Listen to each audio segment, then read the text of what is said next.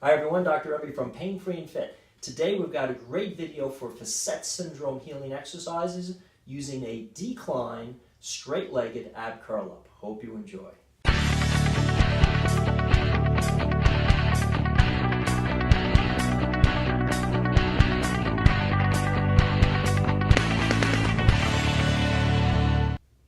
So with Facet syndrome of the lower back, remember the main aggravating motion or posture is one of excessive extension or lordosis, an increased arch of the lower back.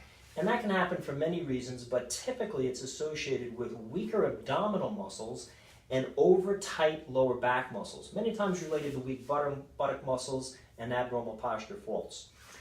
We have talked about in the past the tendency to posterior pelvic tilt, or to tuck the tail under to be able to reduce the stress of the lower back. And a lot of people train that. Unfortunately, that's just the beginning of the healing exercise program that most people need to really strengthen the abdominals' ability to avoid extension during daily activities and sports motions.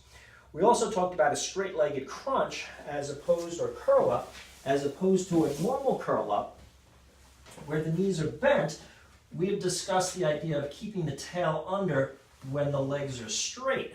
This way has a tendency to be able to put a lot more stress on the abs, because as the legs are straight, it has a tendency, due to the levers of the legs, to allow the pelvis to tilt anteriorly to increase the arch of the back. So it takes a lot more abdominal tension to hold the tail under while you're doing your curl up work. But today's lesson is going to take that challenge even more. Once you've built up the ability to maintain tail under with planks, with straight-legged ab curl-ups, we're going to show an exercise called a decline, which, if you notice where I'm on right now, is I'm slightly declined down. The bench is not flat, it's elevated.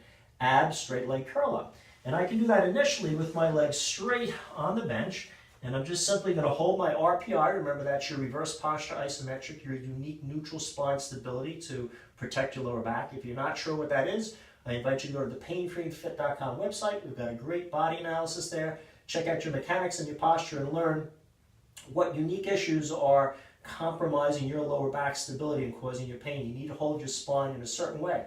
A pelvis turned to one side, a hip that's going up, you need to hold down. A rib cage has a tendency to lean into one side because of an abnormal dominant oblique muscle or lat muscle. You need to learn how to have these corrections set before you do this or any exercise for Facet syndrome.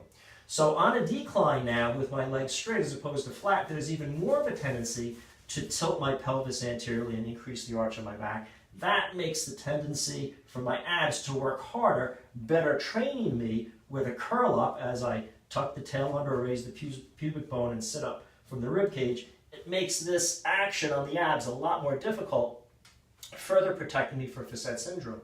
Once I get good at a decline with my legs straight on the bench, and I can progress that over time to having more of a decline, I can also utilize this exercise with my legs hanging off the bench. Now, with my hips in extension, my leg bone is moving down, there's an even greater tendency to arch the lower back. And for beginners, this would be very dangerous for Facet syndrome, but once you build up your abdominal ability to hold the pelvis in the correct position, this is great for you. Now we need a lot of tail under tension to keep the back flat as we do our ab curl up.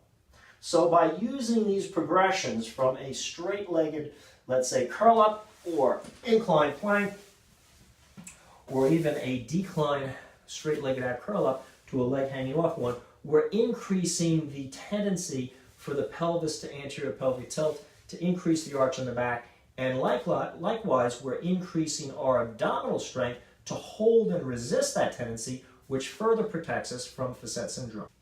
If you're looking for a great exercise program to help with your Facet syndrome pain, go to the Fast Track Facet syndrome program we have available on the painfreeandfit.com website. It's got your body analysis, teaches you how to identify and correct all those unique posture and mechanical issues related to holding a neutral spine, gives you stretches, conditioning exercises, strengthening exercises, everything you know to put together a unique program that brings you from the simplest exercises to the more advanced ones to get you back to all the sports and activities you want to enjoy. If you'd like to help me share this valuable information with others, give me a thumbs up below. Questions or comments, leave them. I'll do my best to get back to you. Feel free to subscribe to our channel. We got a lot of other great videos on Facet syndrome, and I hope that this decline straight-legged ab curl-up exercise helps you with your low back facet syndrome pain.